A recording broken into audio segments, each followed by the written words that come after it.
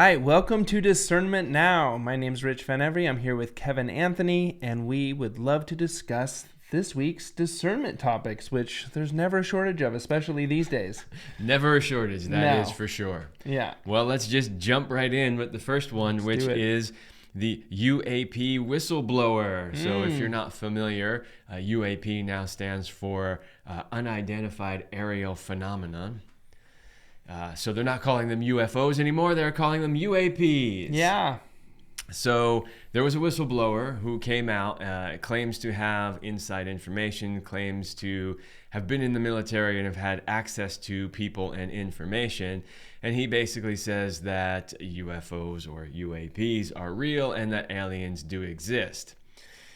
Now, all right, what do we want to say about that? The first thing we want to say about that is... Is that anything new? I mean, what is the discernment we have within this loaded timing story? Maybe it's a timing thing. Well, right. So there's discernment. So the first thing is this. In my personal opinion, having studied this topic for many, many years, I do believe that quote-unquote UFOs do exist and aliens do exist, and they have been visiting this planet for a long, long time, and most likely working with governments around the world in secret programs.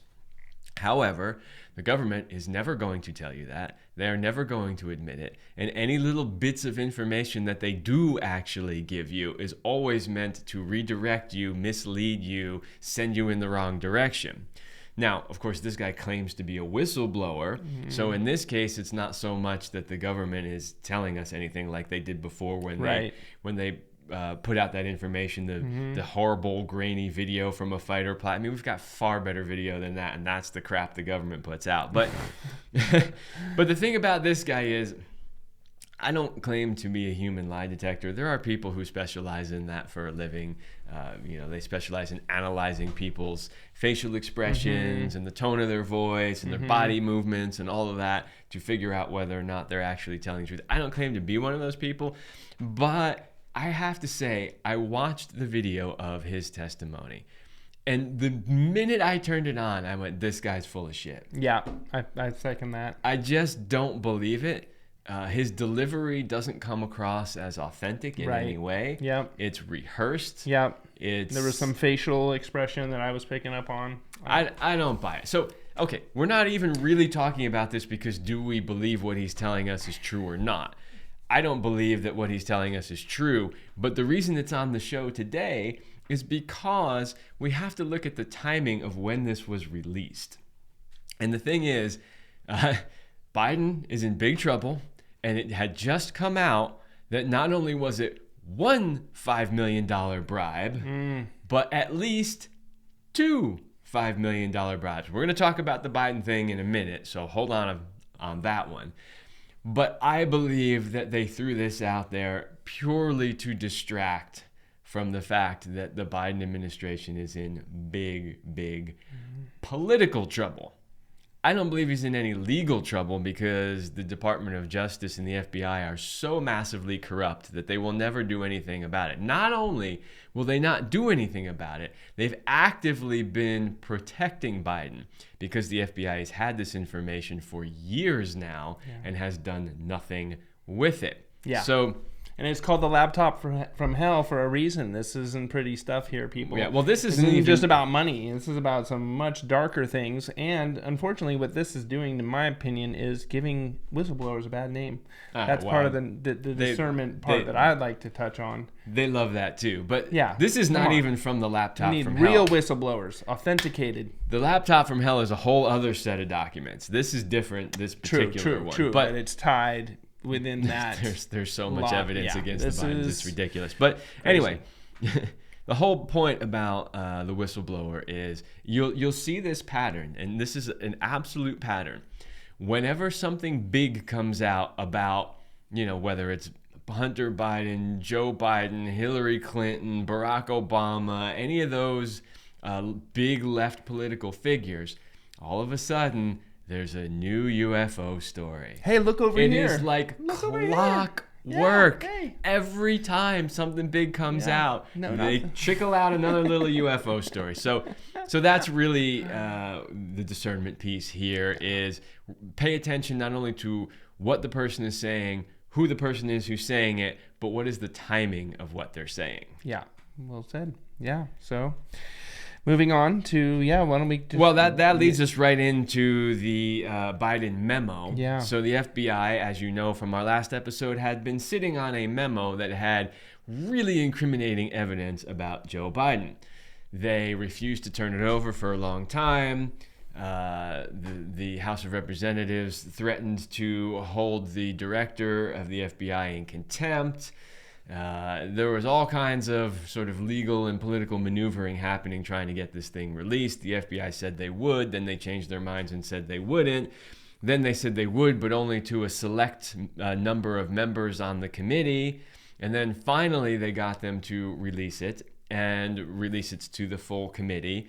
And once they had a chance to look at it, they went, holy cow, not only is it one $5 million bribe, it's at least two $5 million bribes. And since I wrote these notes earlier in the week, we had another announcement from James Comer, not James Comey, by the way. Make sure that you understand the difference between those two individuals. They're on complete opposite ends of the spectrum. James Comer, who was on the committee, who has seen this, has said that they have found more information based on what they've learned from this, and that they're figuring it's upwards of at least $20 million and possibly more, like $25 million that the Bidens received illegally in exchange for political policies and favors. So some other things that we learned from the release of the Biden memo is that the FBI has at least 17 audio recordings, 15 of Hunter Biden and 2 of Joe himself talking about these bribes. Now, what's interesting about that is, again, FBI has evidence proving the Bidens are corrupt, and they're sitting on it and not doing anything. When they released this memo, they redacted that part of it originally so that nobody could see that they had these 17 audio recordings.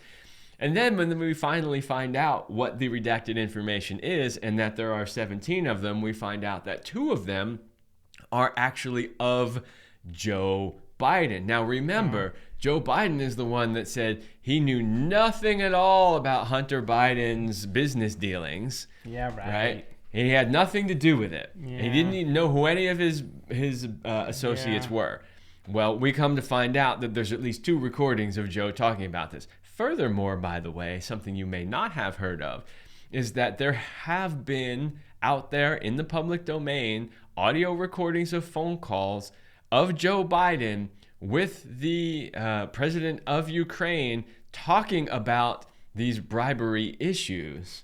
Already, we've all heard them. He's literally on tape, not to mention, of course, the video recording of him at a Council on Foreign Relations meeting where he literally talks about the fact that he threatened Ukraine and told them they weren't going to get the $1 billion that the U.S. was going to give them unless they fired the prosecutor who was looking into the Burisma corruption and his son Hunter.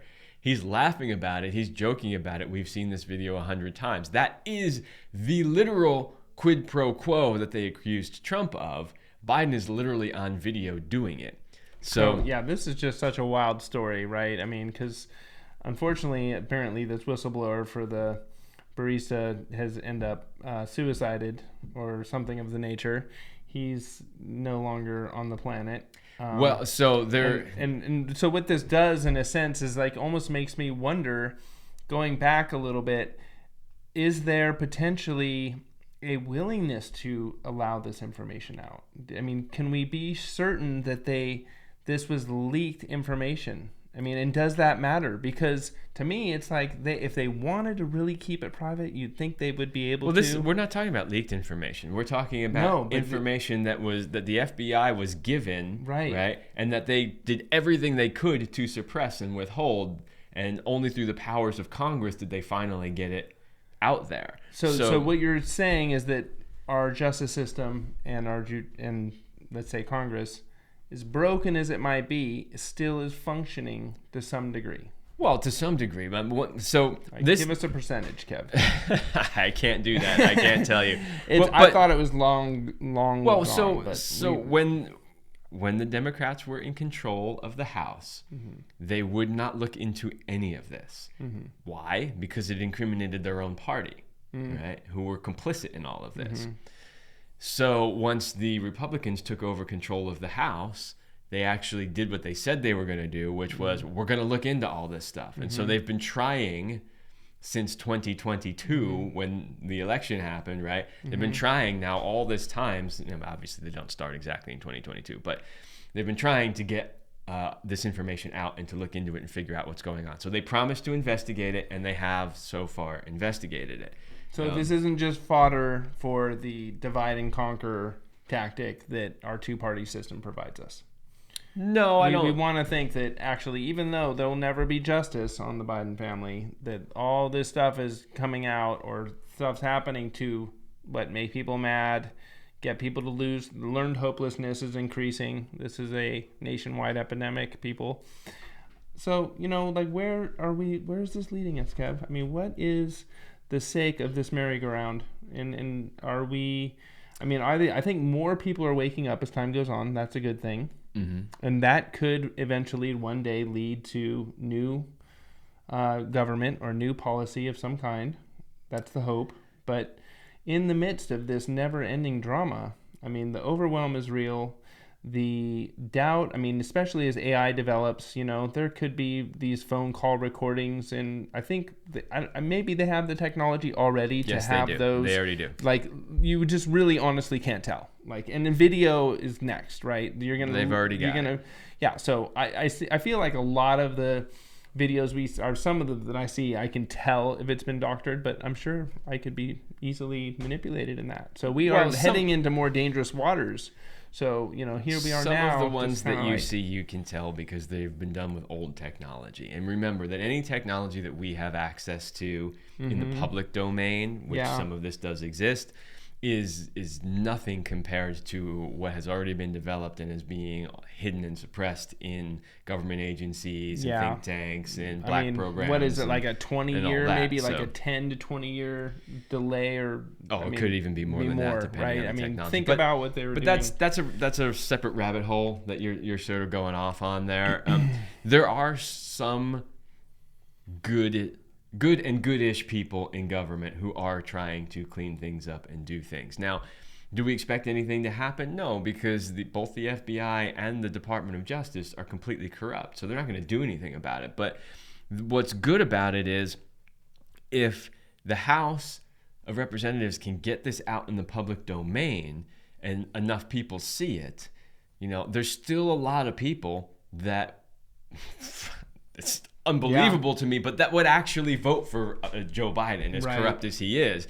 And so hopefully the more of this stuff that gets out there, more people will see it and more people go, if at very least, they might not vote for a Republican candidate, but maybe then they would at least vote for an RFK Jr. or somebody like that over a Biden or a Clinton or one of the other big, corruptocrats, right? And you're talking about the in-person paper ballot locally driven elections that are coming, right? Yeah, right. Yeah. Okay. Wink, wink. Well, don't hold your breath on the elections, but hey, we're going to keep faith and we're going to just, continue to be amused by the circus here. It is an upside down clown world 5000. For sure. So speaking of clown world, let's talk about the Trump indictment. So they did actually indict Trump. Which is the most ridiculous thing ever. Why, you might ask? An indictment just is like a calling in for investigation. It's not... All right, so... You got to be clear there, right? Well, that's true. I have explained this many, many times before, but I think we need to explain it every time we talk about it's important. Indictment. Because it's a big word. Well, because it's a misunderstood word is what it is. Yeah, there you go. And, a loaded word. And the left, who severely suffers from TDS, Trump derangement syndrome, when they hear indictment, they think he's guilty. Yeah. He's guilty. Oh, yeah. Okay, what does an indictment mean? All an indictment means is that they presented some evidence to either a jury or a judge and they believed that there was enough evidence to look into it in the form of a trial. And that's it. That's all it means. All it means is they think that maybe you might have possibly committed a crime. I mean, this is relative evidence or potential evidence, not necessarily literal evidence. It could be fabricated. Well, so what happens when they go into these indictments, and when they indicted Trump in New York, this was the perfect example, is the prosecutor can go in there and say, we have evidence showing that Trump did this, but they don't actually have to show it to the jury. Yeah, that makes a whole lot of sense, right? So basically, an indictment simply means that somebody's accusing you of doing something wrong. It doesn't mean you've actually done anything wrong. So now that we've got that out of the way, let's talk about the many reasons why this indictment is complete nonsense. Again. All right, so the Presidential Records Act, which is what they're using that in the Espionage Act. We'll cover each one separately. The Presidential Records Act does not make keeping these documents a crime. It's actually not a crime at all. So they can't actually try him in a criminal court based on the Presidential Records Act. The best that they could do is take him to civil court and potentially sue him for some money. That's about all that could really be done. Not only that, literally every single other president has taken boatloads of records. Yeah. Not only that, there was actually a case regarding Bill Clinton on this very topic of taking presidential records. And a federal judge, there is federal court precedent on this. Good distinction. You can go read this decision from the judge. Yep. The judge said that the president is not obligated a couple of things. First of all, the president alone has sole discretion to decide what are his personal papers and what are not his personal papers. The president also has sole discretion to declassify anything. So if he's got a bunch of papers that are his, he can simply say, I'm declassifying these. These are my papers, and take them, and that is 100% legal in accordance with the Presidential Records Act. Right. And they love to classify everything. Even things that shouldn't be classified become classified. Well, and that's not an accident. That and another thing to keep in mind is just because a paper says classified on the top of it doesn't mean it is still classified. Right. It may have been classified at the time, but doesn't mean that it is classified anymore. And it really doesn't matter because the president alone gets to decide what's classified and what's not. Yeah, but don't show that to people on CNN because they will get their panties all wadded up real good. Oh, CNN, please. So there is court precedent. You can go read the decision. It lays it out very clearly. Now, they're also trying to get him using the Espionage Act, something that has never actually been successfully used against anybody for any reason ever. It's a kind of a joke of a law. But in the Espionage Act, so what they're claiming is they've got supposedly a recording where Trump is speaking to an aide who doesn't have the security clearance, and he says, let me show you this. The problem is we don't know if he actually ever showed it to them. Mm-hmm. Not only that, the Espionage Act says that the person has to receive the information. So let's say I hand it to you, and then somebody shoots you and you never get a chance to see it. But I handed it to you. I physically gave it to you. You can't actually charge me because you never actually received the information, even though I gave it to you. Right. Wow. So I know legally it gets a little like, you're probably thinking that's splitting hairs, but nonetheless, that's the law. The law is all splitting hairs. So unless we can prove somehow that he gave classified information to somebody who shouldn't have had it and that they actually received it, then that's a joke as well. By the way, every other president has done this exact same thing hundreds, probably thousands of times. So, another piece of the discernment here is you have to see the double standard here, the way that they are applying laws. Big red flag to Trump that they never applied to Obama, and they could have to Clinton, and they could have, and to Bush, and they could have, right? So they're basically what they're doing is weaponizing the justice system. Yeah, and I think this is beyond the political theater that we're so accustomed to today.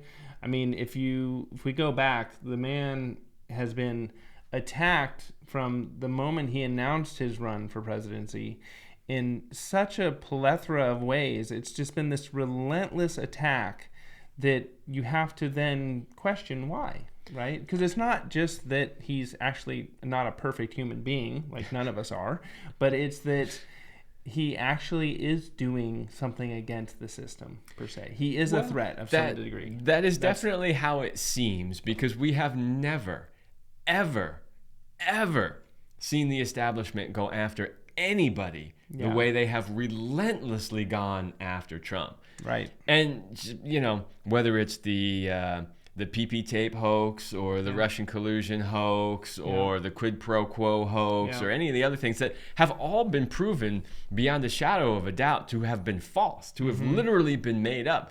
I mean, with Russian collusion, we literally know that this was created by the Clinton campaign to try to take out Trump. Like, it's documented evidence proven that that was how it started, that they all knew from day one that it was made up, right? Yeah. Yet they keep going after him over and over and over again with the just flimsiest cases. Relentless. With the most obscure laws that have never been used against anybody else, even though the same... I mean, when Joe Biden took all the documents that he took, right? He was vice president. The vice president does not have the power to declassify or to decide what he wants to take. Yeah. So Biden actually broke the law. Yeah. Not only that, Trump stored his documents in a locked, secured place with Secret Service protection. Joe Biden's were sitting in a paper box in his garage that his son and everybody else had access to with no federal security whatsoever. Yeah. Not to mention the records that were also stored at the Penn Biden Center that other people had access to as well. So you can see the double standard here. It's like, I don't really care if you love Biden, hate Biden, love Trump, hate Trump. You can't live in a free country when you have a two-tier justice system. You can't have them letting one guy get off and the other guy go to prison. You can't do that. Right. And that should be clear as daylight to everyone, but apparently it's not. So that's why we're here talking about discernment, so that even if you're a advanced Trump hater, as I once was. I used to hate the man with a feverish passion. Just believe in yourself and others that they can turn the corner. It's possible, even though, it might shatter some psyches and worldviews, might melt down. But hey, we'll pray for you, and we'll see what happens. What's all next? Right. Well, that's enough on that one. God bless the man, and may he. Yeah, I mean, he pleaded not guilty, and we'll see what happens. We'll have to follow up on this one, I'd say, for sure. It'll be a clown show circus for sure. All right, so you know what? We should have put this one up at the front. I didn't on the list, but a Vegas family called 911 saying that aliens had landed in their backyard, and they were literally describing them. And nobody really took it serious except for the fact that minutes prior to that, a police officer's body cam did actually catch footage of some streaking thing coming out of the sky and apparently landing. And so people were like, maybe there's something to this. Yeah. I have seen some footage of the supposed aliens. I don't know. Here's what I'll say. I'm saying another fabricated story. I'm leaning in that direction too, and I'll tell you why for two reasons. Yeah. Number one, when you listen to the call. Yeah. All right, so they're describing them, and here's how they're talking. Yeah, some aliens landed in our backyard. They're really big, then they have like big eyes, and they don't look human. Do you know what most likely would happen? You'd be screaming. You'd be screaming, going, "Oh my God, you better get here right now! There's crazy freaking aliens!" Yeah. Okay, listen, if you're gonna hire crisis actors, do some rehearsing, all right? Don't just say, hey, we need you to say this for the national news. No, the world is laughing, okay? They're watching this, and they're going, God, these people really suck at crisis acting. Well, and then they wouldn't come out for questions, right? And then later, the news is there oh, can we question you? You people that called 911, they were not up for it. They would not come out for questions. They were not attempting to continue their crisis acting because they know they did such a sucky job. Maybe. Audio wise. Can you imagine if they tried to answer questions on TV? Oh, no. I wouldn't want to go talk to the press either because the press is a joke. But so I'm not blaming them for that. This is your moment of fame. No, you would take it. This is your 30 seconds of fame. Not necessarily. You would feel you would be the cool kid on the block. maybe for one day. Or you might fear that everybody thinks you're a lunatic, right? So I'm not saying that them not coming out and talking really necessarily says anything, but whatever. I think also with this timing is again an issue, right? Because literally every day this week we got new details about the Biden family corruption scheme, right?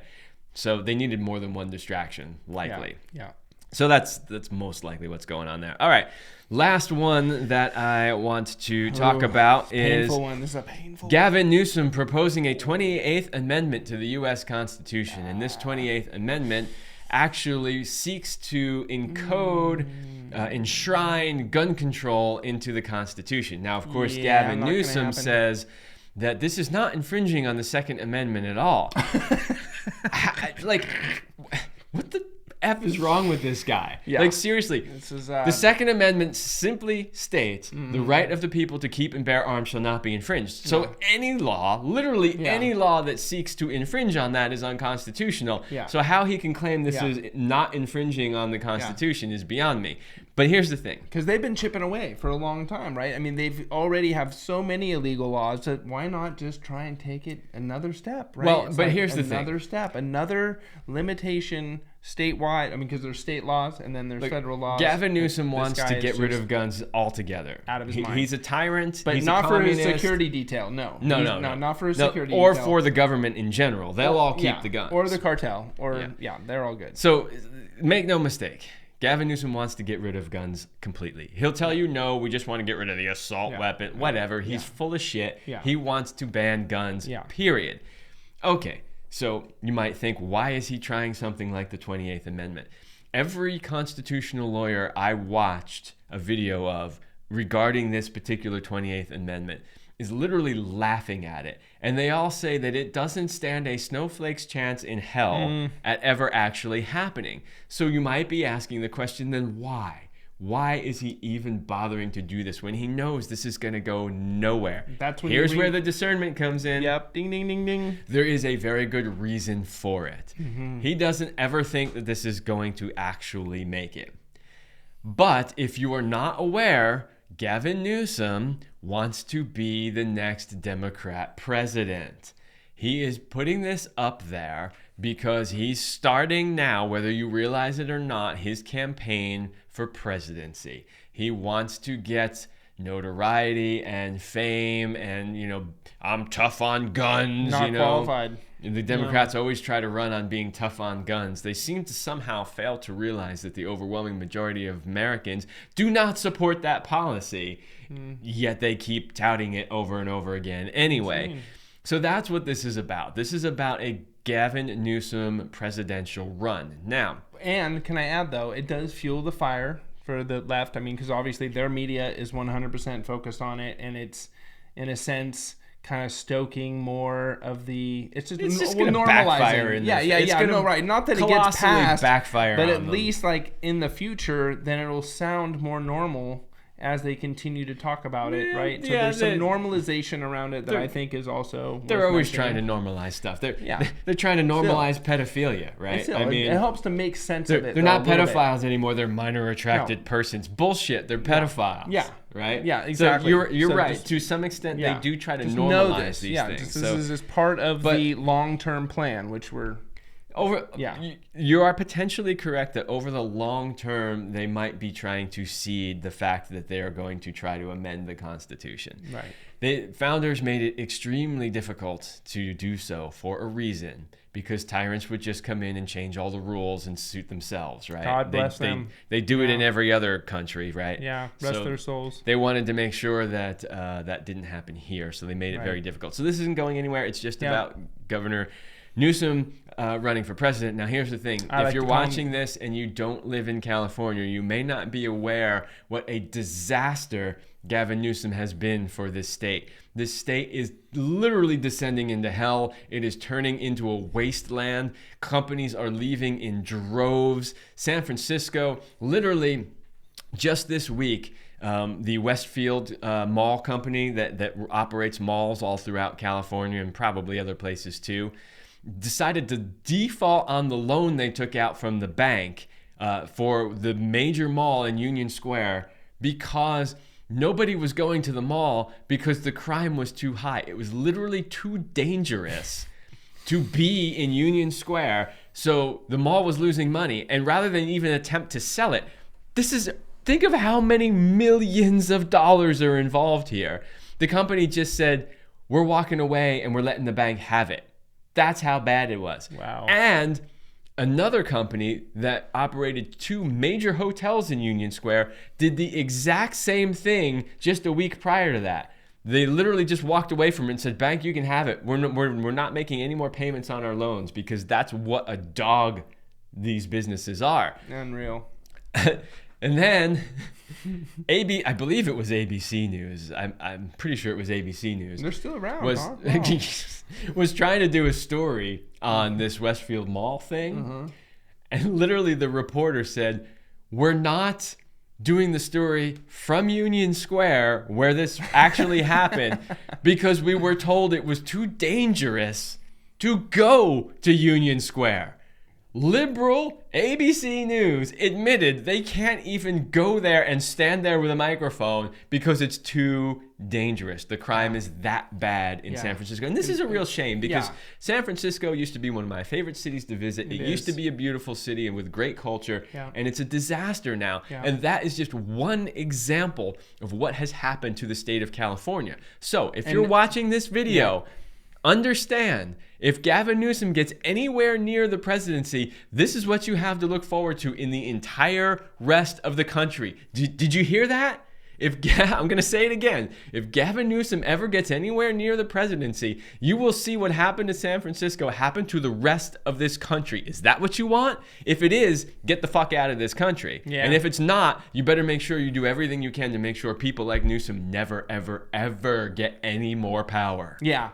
He's Pelosi's nephew. He's absolutely demonic. And unfortunately, I think part of what's happening here as well is that this isn't just a result of bad policy. They are literally hiring people. Doing it. Yeah, hiring people to go into these department stores and mob the stores. Okay, these are more crisis actors. Basically. Maybe it's for sure. It's for sure. This is not, so we for can't sure. Say that. There are people being pressed.